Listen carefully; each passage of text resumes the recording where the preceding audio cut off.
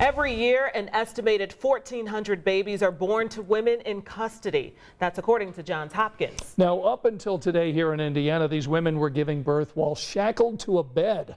Our Emily Longnecker spoke with a woman today about what she's calling a traumatizing experience that changed her forever. I want to be here and I want to be present and just be the best mom that I can be. That's what 36-year-old Christina Kovats has strived for every day since the birth of her 6-month-old daughter, Teagan. I just try and soak up and enjoy every moment that I can get with her. Every moment with Teagan even more precious when Christina considers the one she missed with her 3 older children. Take a step.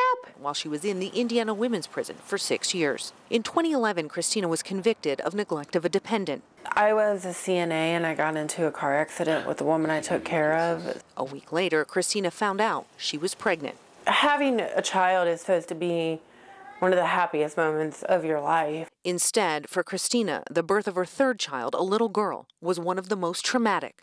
A moment she still has nightmares about. The entire time that I was at the hospital, I was chained to the bed.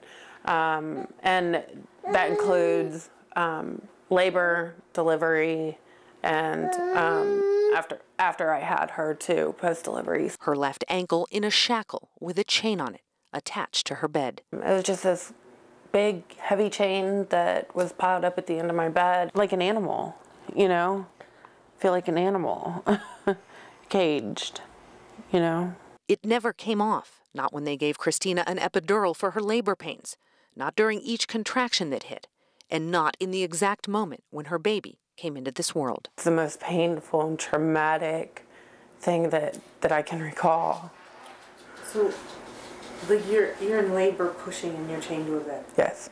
And Christina stayed like that, even in the precious 36 hours she had to hold and bond with her baby before going back to prison without her. I had nightmares. I still do have nightmares. Governor Holcomb signed into law Thursday a bill that will prevent what happened to Christina and other pregnant inmates from happening anymore in Indiana. It's unnecessary, it's inhumane, and it's unsafe. Indiana Representative Rita Fleming, a retired OBGYN, authored the bill that passed unanimously this session in both the Indiana House and Senate. The law prevents unnecessary restraints being used on pregnant inmates at the state or local level. Inmates who are either in their 2nd and 3rd trimester, who are in labor or delivery, or who have just had their baby.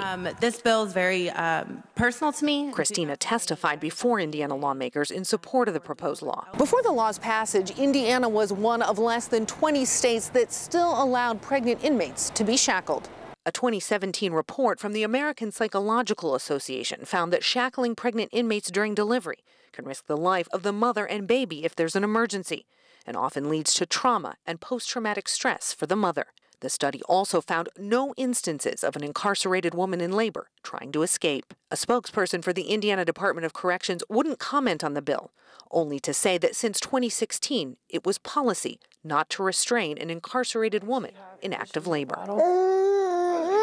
Christina, who was released in 2017, says it was still going on while she was there, and still is. I know that it absolutely is still taking place. If you're not doing it, then why would it be an issue? Even 9 years after Christina gave birth chained to a bed, she's never shared that with her little girl, and probably won't. I think that just might be kind of my demon to carry. And carry it, Christina does.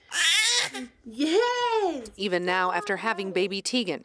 Taking comfort, though, no other incarcerated pregnant women in Indiana will have to after today. My goodness.